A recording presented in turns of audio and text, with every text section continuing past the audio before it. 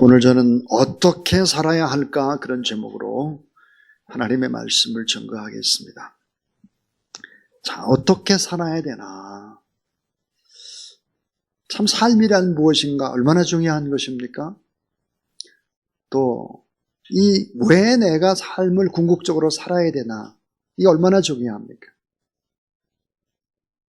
그러나 정말 중요한 것은 뭘까? 어떻게 살아야 하는가 하는 것입니다. 오늘 저는 한 사람의 헌신이 얼마나 큰 기적을 일으키는가, 이런 이야기로 설교의 문을 열고자 합니다. 미국의 시카고에서 사역을 했던 에버러스 스완슨 목사는 한국 전쟁, 6.25 전쟁 동란 때 1952년에 미군들을 위로하기 위한 말씀 집회, 하나님의 말씀으로 위로하고 말씀 집회를 인도하기 위해서 대한민국에 옵니다. 종로 부근의 어느 숙소에서 잠을 자고 겨울 아침에 일어나서 추운 서울의 거리를 유리창 너머로 내려다보고 있었습니다.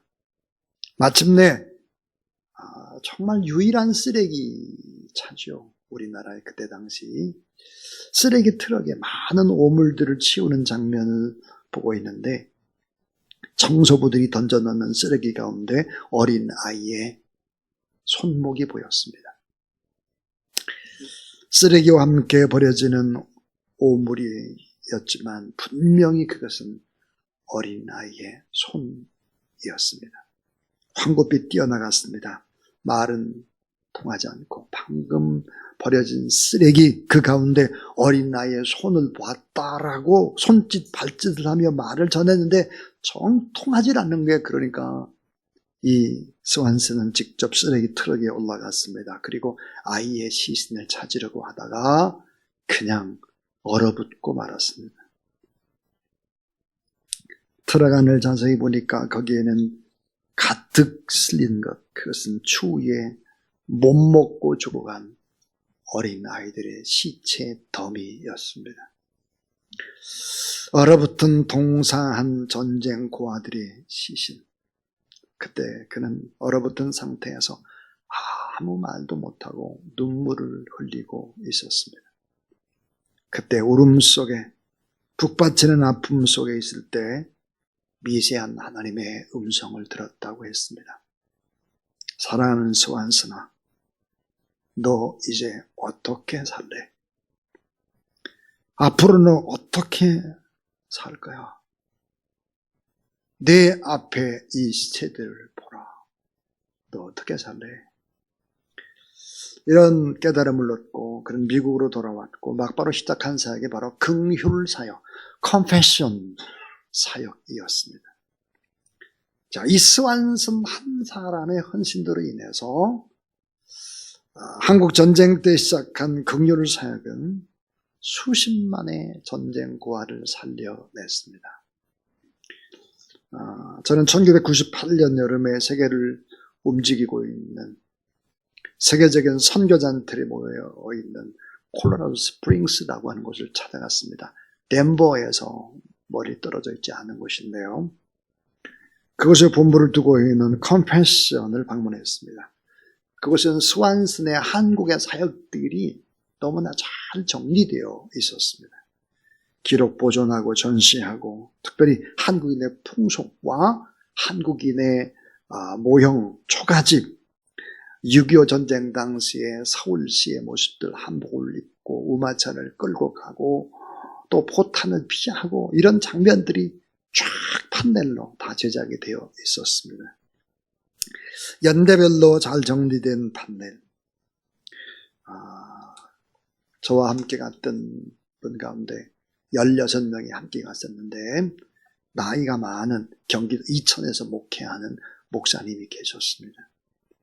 전쟁 고아들의 사진을 보다가 그 목사님이 갑자기 소리내며 울기 시작을 했습니다.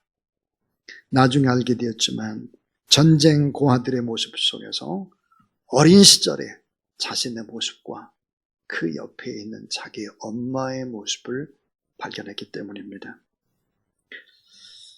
목사님의 아버님은 전쟁통에 돌아가셨고, 어머님도 목사님이 초등학교 다닐 때 돌아가셨는데 돌아가시기 직전에 이런 말씀을 하셨다는 거예요. 너는 가난한 사람을 돌보는 사람이 되어야 한다. 그를 위해서는 목사가 되라. 너는 잊지 말아라. 너와 엄마가 살 수 있었던 것은 미국의 어느 목사님의 덕분이다. 꼭 한번 찾아보고 은혜를 갚았으면 참 좋을 텐데 이런 말을 남기고 돌아가셨습니다. 우연히도 콜로라도 스프링스 컴패션 센터에서 우리 경기도 이천에서 목회하는 목사님은 사신의 흔적을 발견했습니다. 그리고 우리 함께 기도하며 참 많이 눈물을 흘렸던 그런 기억이 납니다. 자, 1952년도부터 이 컴패션 사역이 시작이 됐기 때문에 올해 70년이 된 것입니다. 지난 11월 5일 날 컴패션 70주년을 받아서 서초구 양재 온누리교회에서 당신으로부터 컴패션이라는 주제로 하나님 앞에 예배를 드렸습니다. 예배를 드릴 때는 특별히 어린 시절에 컴패션에서 후원을 받고 고등학교 때까지 다 졸업을 하고 이렇게 했던 사람들이 2,500여 명에 참석을 했습니다. 자, 이 컴패션이라고 하는 이 단체는 결국은 41년간 10만 명의 그 한국 어린이들을 자립하는데 성인으로 결례한 후에 1993년도에 철수를 했습니다. 그리고는 이제 한국은 도움을 받던 나라에서 이제는 도움을 주는 나라가 된 거죠. 그래서 도움을 주기 시작한 것은 17년이 된 것입니다. 자, 컴패션 17년 동안 아동 후원을 이어온 이 차인표 씨가 이런 얘기를 했습니다. 이 자리에 참석한 여러분 덕에 빈민굴에 앉아 사랑받지 못했던 힘없는 아이들 수만 명이 하루아침에 후원자를 찾는 기적이 일어나고 있습니다. 마태복음 1장에 나오는 예수님의 족보처럼 우리는 받은 사랑을 또 다른 사람에게 나눠주는 사랑의 계보를 써내려가고 있는 것입니다. 이렇게 말했습니다. 자, 여러분 한번 생각을 해보세요. 한국에서 그러면 이 컴패션이 철수를 하고 또 다른 곳으로 갔는데 방글라데시로 갔어요. 그 뒤로 한국 사람들이 이 컴패션을 통해서 얼마나 많은 사람을 우리가 도왔을까 하는 거예요. 지금도 얼마나 돕고 있는가. 14만 명입니다. 14만 명의 어린이들을 후원하고 있습니다. 사랑하는 여러분, 한 사람의 헌신이 너무 중요한 것입니다. 한 사람이 하나님의 음성을 듣고 하나님의 뜻대로 살기로 시작을 하면 이런 엄청난 기적이 일어나는 것입니다. 오늘 저는 내가 살아야 되는 이유는 뭘까? 나는 어떻게 살아야 되나? 이런 엄청난 얘기를 하려고 합니다. 이 세상에서 가장 소중한 것이 있다면 그것은 뭘까? 마가복음 8장 36절에 사람이 만일 온 천하를 얻고도 제 목숨을 잃으면 무엇이 유익하리요 그랬습니다. 근데 가장 귀한 것은 생명이다 그랬죠.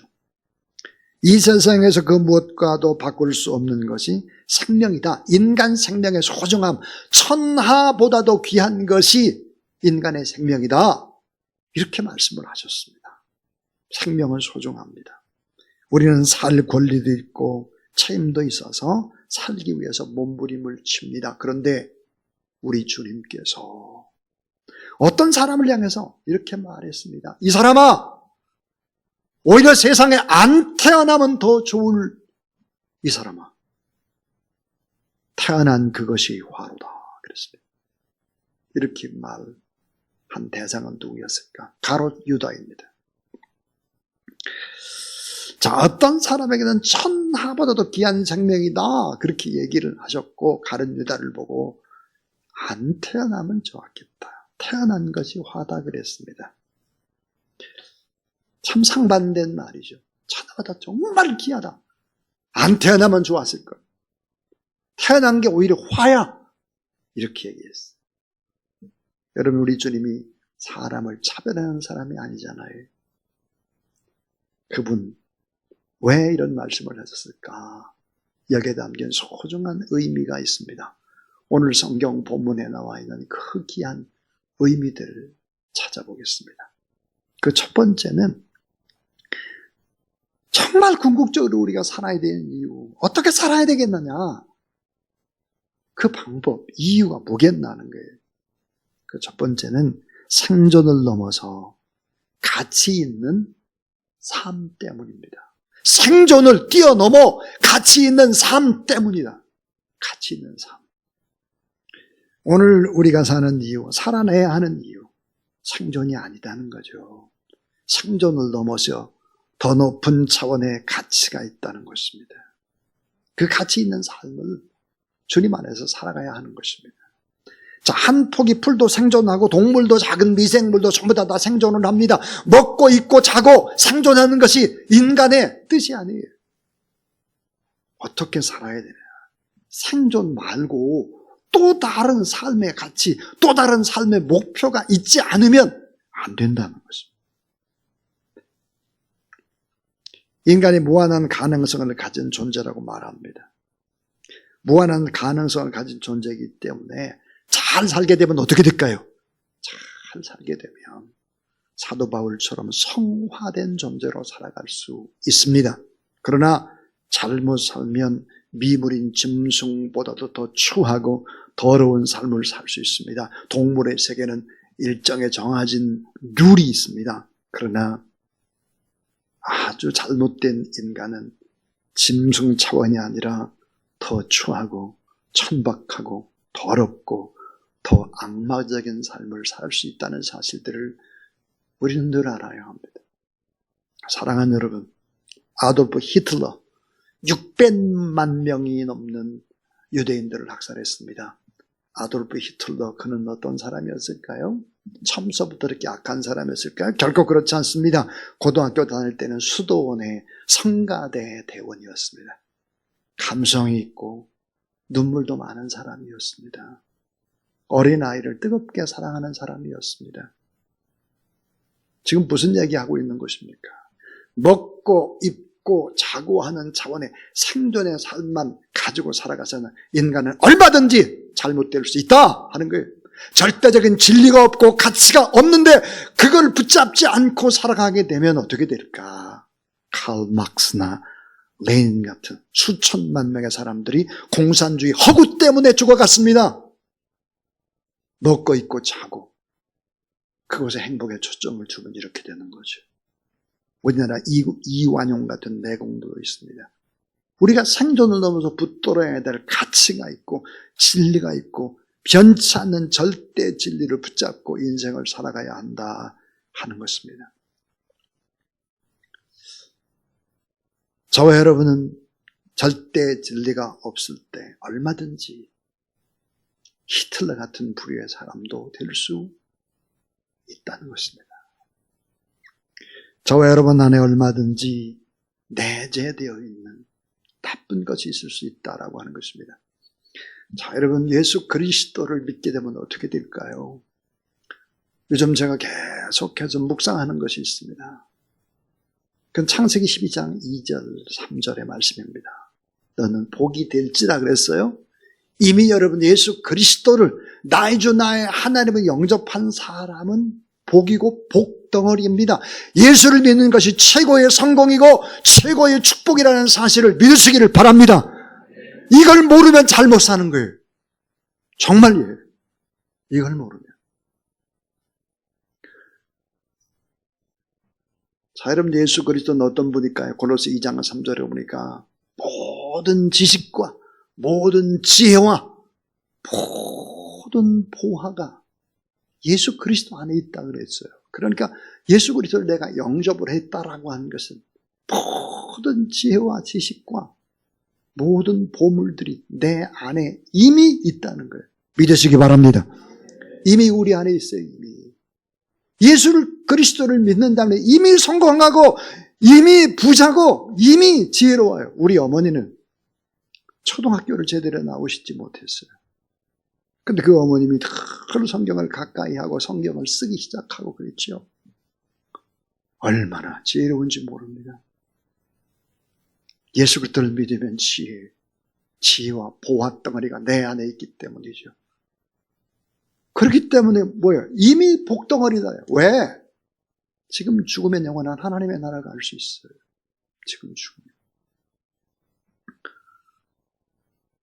내 안에 보물이 들어있기 때문에 그 다음에 우리가 해야 될 일이 뭘까? 복이 되는 일을 해야 합니다. 복이 되는 일.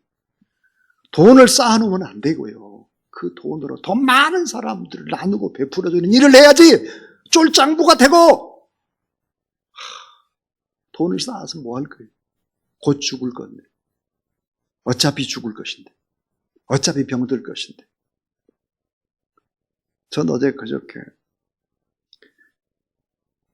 가슴이 아프기 시작한 거예요. 와! 이 가슴만 아픈 게 아니라 뒤에 등도 아프기 시작을 해요. 숨을 쉴 수가 없어요. 숙도물하고는 조금 괜찮아졌는데 좀 있으니까 또 그래요. 심야기도를 어떻게 인도를 해야 되나. 찬양이 조금 고음만 올라가면 찌르르 하는 거예요. 어제 하루 종일 그랬어요. 지금도 그렇게 썩 좋지 않아요. 어차피 인간은 죽습니다. 왜? 연식이 오래되면 부식되고 다 그렇게 되는 거죠. 이것이 끝이라면 슬플 것입니다. 근데 오늘 본문에 보니까 결코 슬프지 않다는 거예요. 네. 바울은 그래요. 나는 빨리 하나님의 나라에 지금 가고 싶다, 지금. 그런데 그 참된 절대 진리, 이 가치를 증거하라고 내게 부탁했다. 그래서 못 간다는 것입니다. 내가 사는 궁극적인 이유는 뭘까? 황상민 교수. 이 황상민 교수는 하버드에서 공부를 했죠. 현재 연세대학교 심리학과 교수입니다. 조선일보와 한국갤럽의 조사 결과를 발표했죠. 자, 황 교수님 이런 얘기 했습니다. 한국인은 돈 이꼴 행복이다. 돈 이꼴 행복. 이런 공식에 포로가 되어 꼼짝 달싹 못하고 있다고 결론을 내렸습니다. 세계 제2위의 부자 빌 게이츠를 가장 행복한 사람이라고 꼽은 나라, 49.3%를 꼽은 나라가 한국이다 그랬습니다. 한국의 경제관과 행복과는 비극에 가깝다. 위태한 행복을 국민 대부분이 살고 있다 그랬습니다. 자, 이 황상 교수는 돈 이꼴 행복이라는 가치관을 가지고 있을 뿐만 아니라 두 번째 한국인의 문제는 뭘까? 불행의 다른 DNA가 있는데 그게 뭘까? 비교의식이라는 거예요. 남과 나를 비교하고 경쟁해요. 거기서 이길 때 행복을 느끼는 어리석음이다 그랬습니다. 에드 디너라고 하는 미국의 일리노이 주립대학 심리학과 교수는 이렇게 말했어요. 한국인은 사회 구성원과 자신을 끊임없이 비교해서 남을 이기는 것이 행복해지는 것이라고 생각하고 있다고 말했습니다. 이렇게 살면 안 되는 거죠. 이렇게 살면. 자, 지금 내가 살아야 되는 이유, 또 내가 어떻게 살아야 될까? 두 번째는 축복의 통로인 복음 때문이다. 축복의 통로인 복음 때문이다. 오직 예수 그리스도 때문이다 그랬어요. 빌립보 1장 12절 나의 당하는 일이 도리어 복음 전파의 전진이 되는 것을 너희가 알기를 원하노라. 그래서 내가 이로써 기뻐하노라 그랬습니다. 바울은 지금 감옥에 갇혀 있는데 감옥에 갇혀 있는 일이 이게 기쁨이다. 왜? 내가 감옥에 갇혀 있으니까 지금 왕실 감옥이란 말이에요. 그래서 왕실에 있는 사람들이 예수 그리스도를 믿게 되고 나 때문에 복음이 증거되기 때문에 나는 하나님 앞에 감사한다. 그렇게 얘기를 하고 있습니다. 하나님께서 나를 감옥에 보내신 이유, 그 이유는 영혼을 구원하는 것이다. 내가 감옥에서 복음을 전파하다가 죽어서 천국 가는 것이 좋다. 그러니까 무슨 얘기예요? 모든 상황을 복음 전파의 필연성과 연결시키고 있는 것입니다. 내가 사는 이유, 내가 사는 목적, 내 삶의 초점, 그것은 바로 무엇일까? 복이 되는 거예요. 내가 다른 사람에게 복이 되는, 내가 다른 사람에게 복음을 전가하는 것입니다. 자, Compassion International에 가보니까 지금도 기억이 나는 것이 있습니다. 입구에 이렇게 되어 있습니다. 그들은 참 가난에 대한 정의를 너무 잘 내리고 있었습니다. 예수 그리스도를 모르고 있다면 그것이 바로 가난이다. 주님이 주신 은혜의 풍성함을 모르는 사람이 가난한 사람이다. 그랬습니다. 예수를 모르면 그 사람이 이미 가난한 사람이다. 그렇게 얘기하고 있습니다. 자, 여러분, 우리가 살아야 될 궁극적인 이유가 뭘까요? 그 세 번째 이유는 이것입니다. 영혼 구원과 하나님의 영광 때문입니다. 영혼 구원. 영혼이 구원받고 하나님의 영광이 드러나는 것입니다. 내려옴의 저자인 이용구 선교사님, 미국의 하버드에서 고대 근동학 박사학위를 받았습니다. 이 박사학위를 받고 났는데 어떤 어르신들이 이런 말을 하는 거예요. 너무 아깝다. 왜냐하면 하버드에서 박사학위를 받고 나서 몽골로 선교사로 떠나가겠다. 몽골 선교를 하러 가겠다. 그랬더니 어르신들이 하는 말이 너무 아깝다. 하버드에서 받은 그 박사를 가지고 돈도 벌고 교수도 되고 많은 사람을 파송할 수 있는데 뭘라고 직접 가냐? 아깝다. 이용규 선교사님 지금은 이제 몽골에서 떠나서 인도네시아에 선교사로 가 있습니다. 그분이 했던 이야기, 하나님 앞에 내 인생을 100% 다 바친다면 억울한 일일까? 너무 아까운 것일까? 그렇지 않다는 거예요. 바치지 못하는 것이 가난한 거죠. 바치지 못하는 것이. 하나님의 영광을 위해서 내 인생 전체를 하나님 앞에 바칠 수 있다면 그것은 얼마나 축복일까? 저는 이번에 광주를 방문하면서 그런 생각을 더 많이 하게 되었습니다. 왜 여수 지역에 가면, 여수 지역은 뭐 거의 한 40%가 예수를 믿어요. 그리고 예수를 믿지 않으면 무슨 조그마한 장도 할 수가 없어요. 어떻게 이런 일들이 있을까? 그 핵심은 광주에 파송받은, 광주에 계신 선교사님들이 결국은 나주로, 목포로, 여수로 다 본부는 광주에 두고 그렇게 했던 것이죠. 그래서 결국은 아직도 그 전라남북도를 보면 아직도 뜨겁습니다. 아직도. 주의 복음을 위해서, 하나님의 영광을 위해서 살아가는 인생. 이 인생이 될 수 있으면 참 좋겠다. 마지막 결론은 이것입니다. 바울이 자기가 어떻게 살아야 될까? 사는 이유는 뭘까? 그것은 교회와 약한 자 때문에 살아야 된다. 교회와 약한 자. 오늘 우리가 읽은 본문 말씀. 내가 두 사이에 끼었으니 떠나서 그리스도와 함께 있을 욕망을 가진 이것이 더욱 좋으나 그러나 내가 육신에 거하는 것이 따라하세요. 너희를 위하여 더 유익하리라. 예.